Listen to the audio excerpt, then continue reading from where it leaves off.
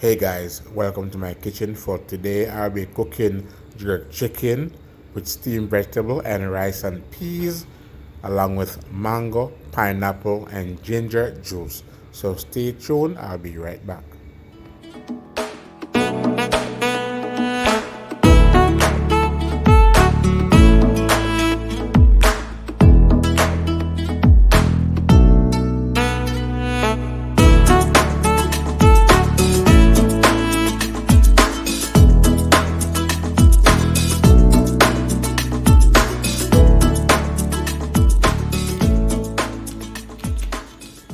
Thanks for tuning in. Here I have one 5-pound chicken that I have cut in two and I've cleaned it already. I'm just gonna add some vinegar and lime juice to wash it. Guys, whenever you're gonna wash any form of meat, kind whether chicken, pork, mutton, fish, you want to use lime juice and vinegar. It cuts the rawness as well kills the bacteria.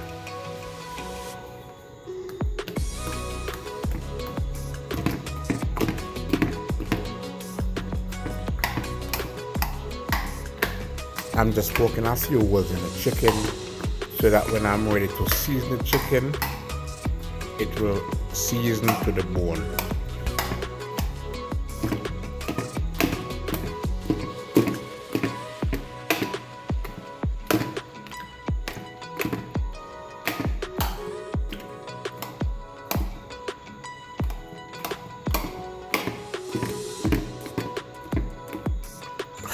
After I finish poking the chicken with the knife, I'm just going to allow the chicken to sit in the vinegar and lime juice water for at least a minute or two before I begin to wash it.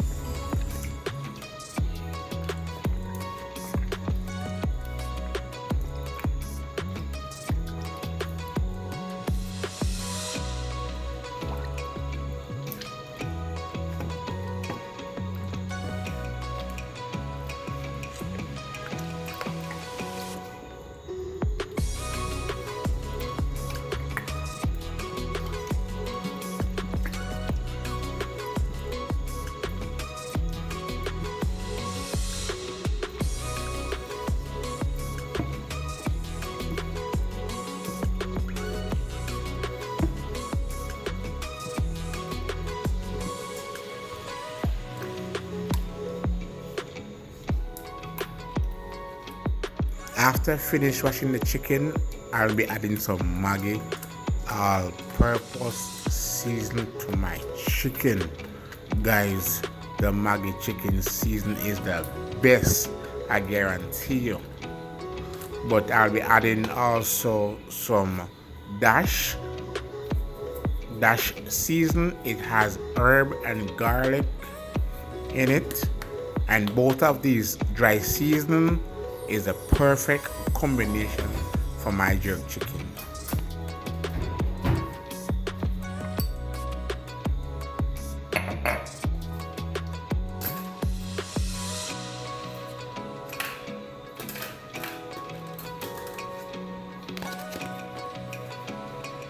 Here I have some blended jerk season.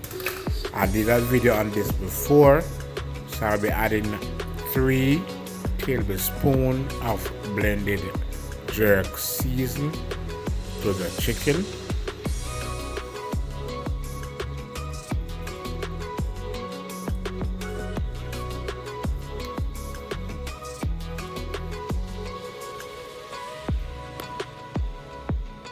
Next, I'm going to massage the chicken, so I'm just going to ensure that all the seasoning go exactly where it's supposed to go, right? So you want to ensure that you massage the chicken thoroughly. So you flip it over and then you apply the seasoning on the front, then you flip it over, then you apply it on the back, and that's how it is. And you just take your time and massage it in. So any form of season that is in the container, you just take your hand and take it out and apply it to the chicken, and you just continue to rub and flip over and rub and flip over until the chicken is properly coated.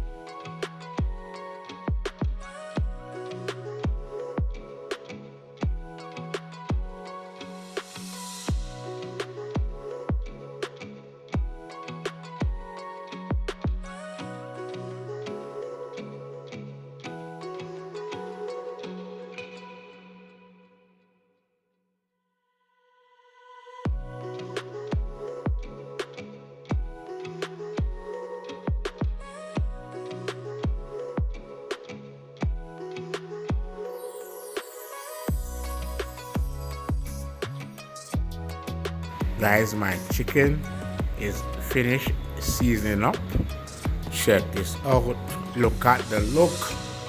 Guys, it's ready.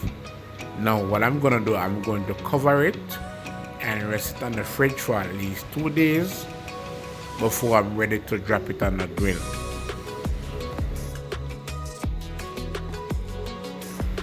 Next, I'm going to begin the process of peeling my pineapple, because I'll be doing some pineapple and ginger with mango juice. So I'm just peeling the pineapple and then I'll be slicing them up.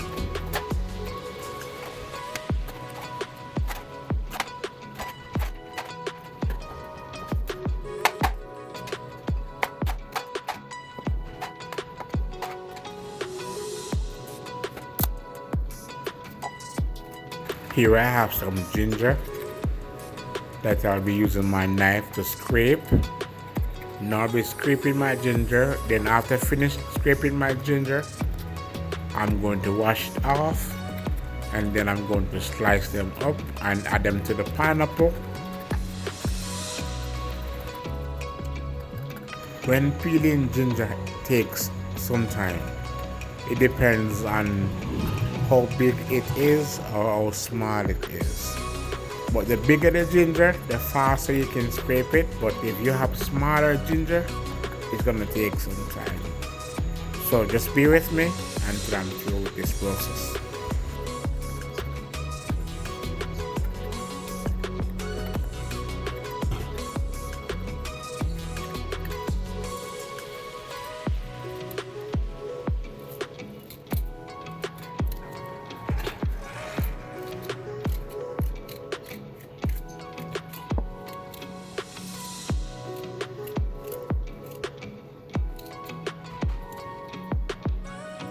After I finish cutting up the ginger and pineapple, I'm gonna add it to the blender along with some mangoes that I did have stored in the freezer from a longer time.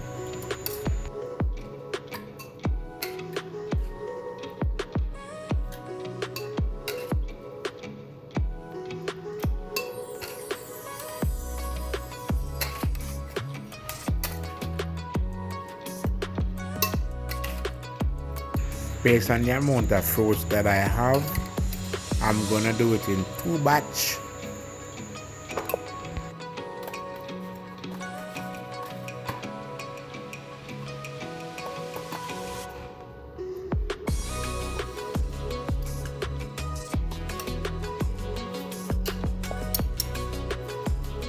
This should be enough fruits. Next, I'm going to add 2 cups of water to the blender.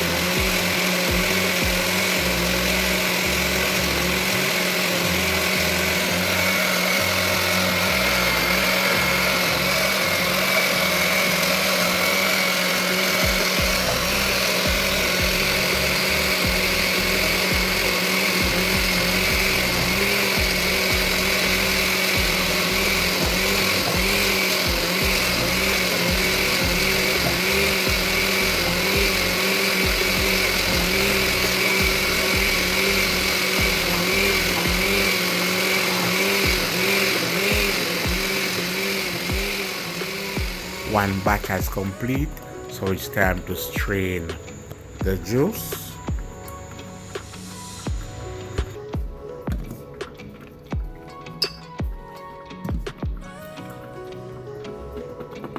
I'm using a fine strainer, so it takes time for the juice to really extract from the trash. So I'm using a spoon to stir in order for the juice to loosen up and goes through the strainer.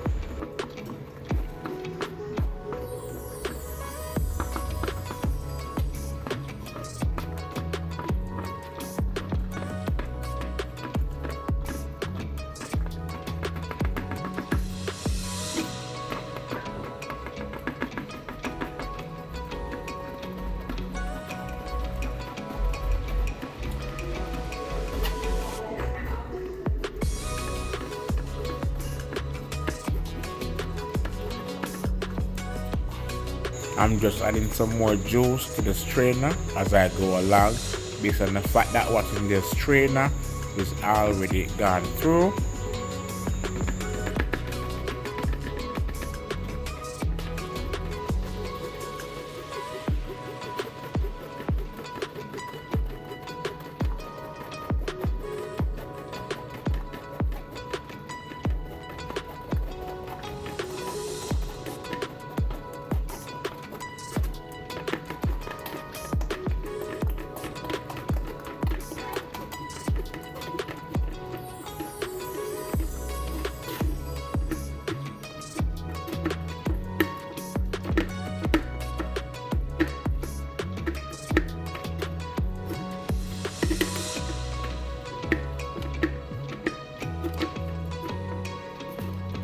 Here I am just using my spoon to apply pressure on the trash that's in the strainer to get whatever more juice there is that I can get from it.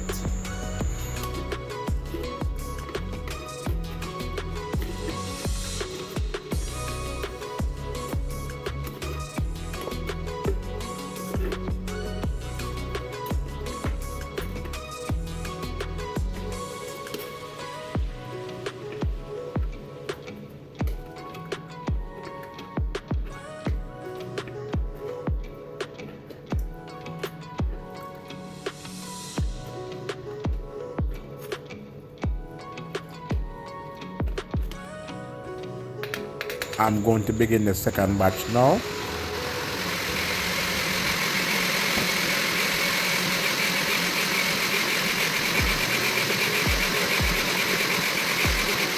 The second batch is complete blending, so next I'm going to strain it.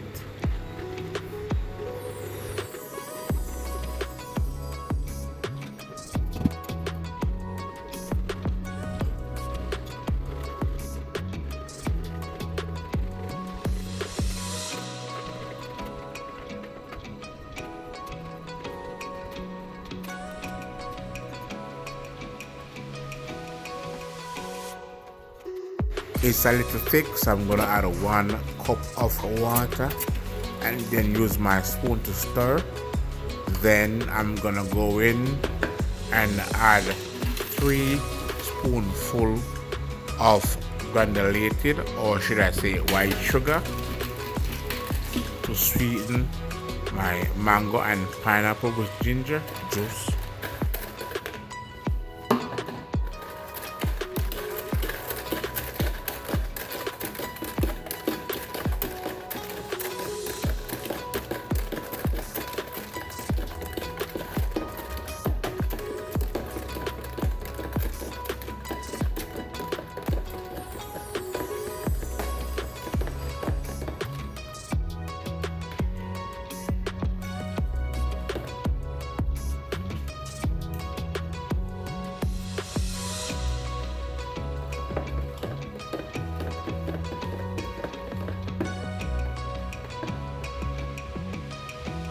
After I finish sweetening the mango, pineapple, ginger juice, I'm going to taste it.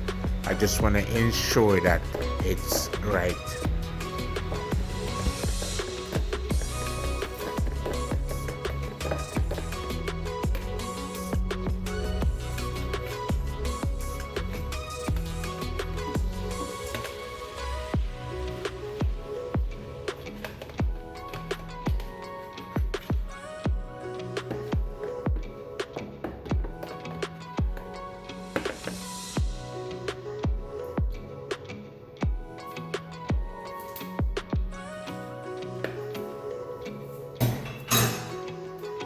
Next, I'm going to cover the juice and just rest it on the fridge. Here I have some peas that I put to soak overnight with 4 cloves of garlic.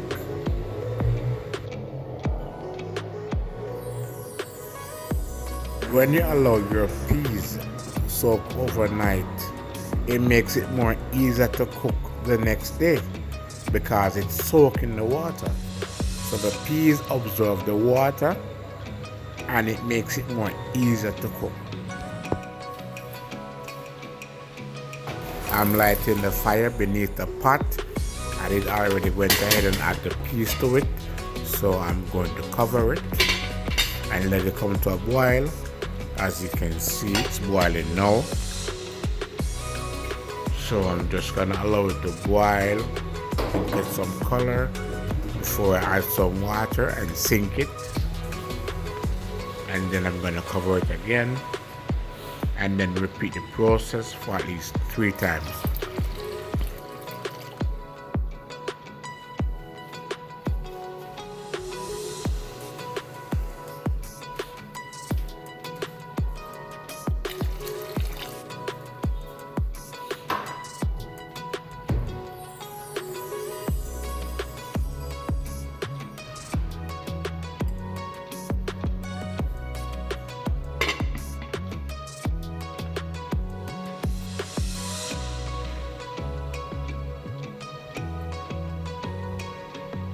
Guys, if y'all like what y'all seen so far, let me see some thumbs up. Alright?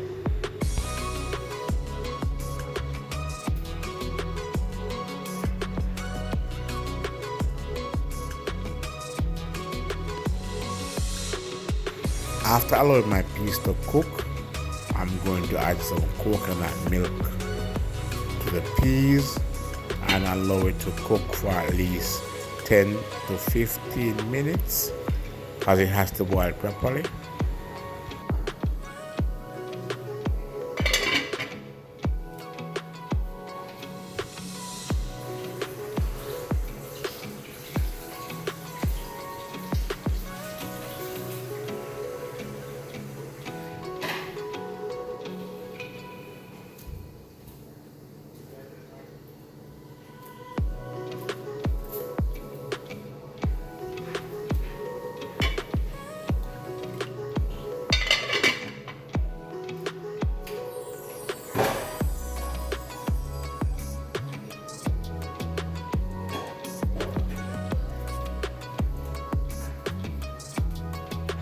Guys, the coconut milk and the peas are bubble.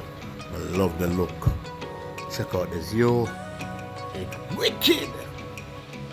The coconut milk I boiled for 10 minutes. So I'm gonna go ahead and add some scallion and thyme along with some salt and allow it to boil for 5 more minutes before I go in and add my rice to the pot.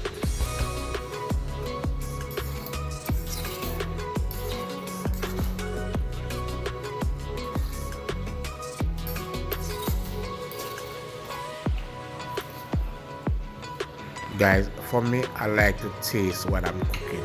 I just want to ensure that the ingredients, the taste, the seasoning is right.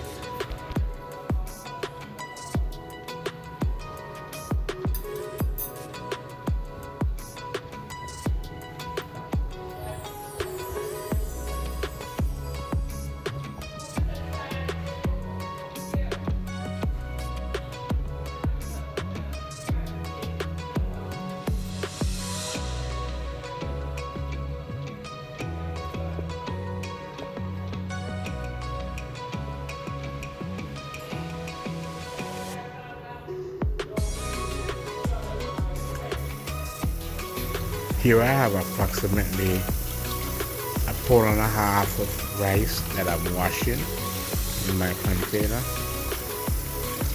Now you want to ensure that when you're washing your rice, you wash it thoroughly because rice carries a lot of starch, and if you notice the whiteness or white the water is, it's because of the starch. So you want to ensure that you wash your rice 3 to 4 times. You want to be able to see the rice in the container with the water, so just ensure that you wash your rice thoroughly.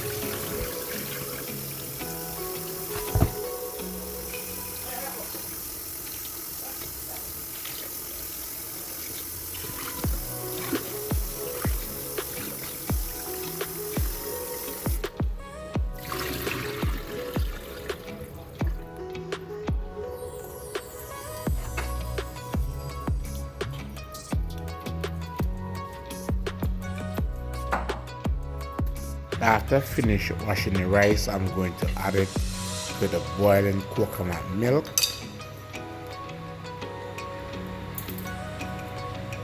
As you can see, you want to slowly pour it out.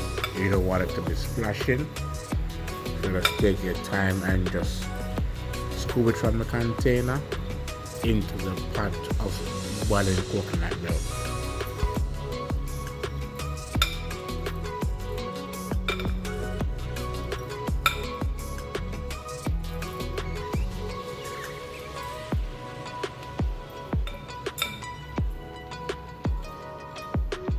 After finish adding the rice to the pot, you just want to go in with your spoon.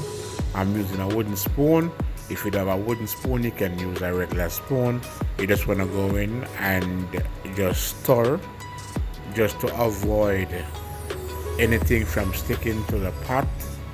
So you just stir it thoroughly.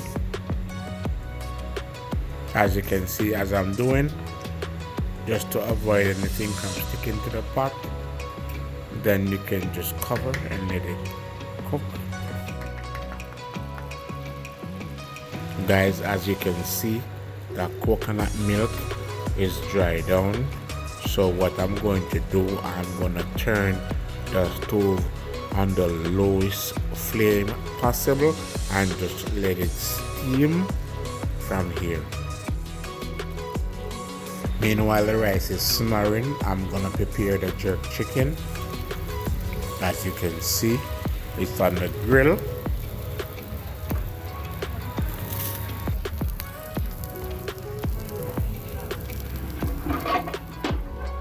Guys, I don't want to seem like I'm exaggerating, but we just put the chicken on the fire, and I'm telling you that the aroma that comes from the grill smells so good. I'm telling you.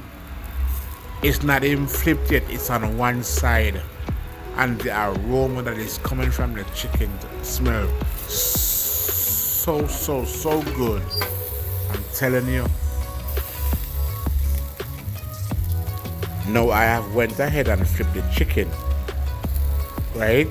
Because you don't want to have the chicken remain on the same side for too long. You don't want it to be burned, right? So I flipped it and it's on the next side, and as I go along, I'll just continue to flip it continually, because then now you want to ensure that it's properly coated in terms of grilled, right? You don't want it to be on one side too long to get it burned.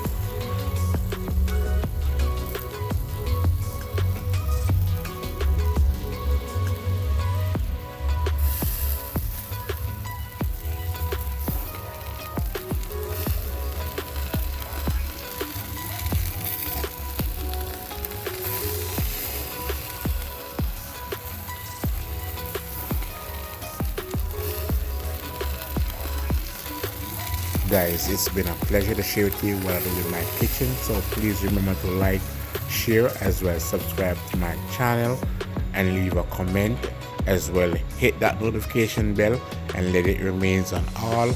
That way you'll be notified as soon as there's a next video available. Thank you for watching.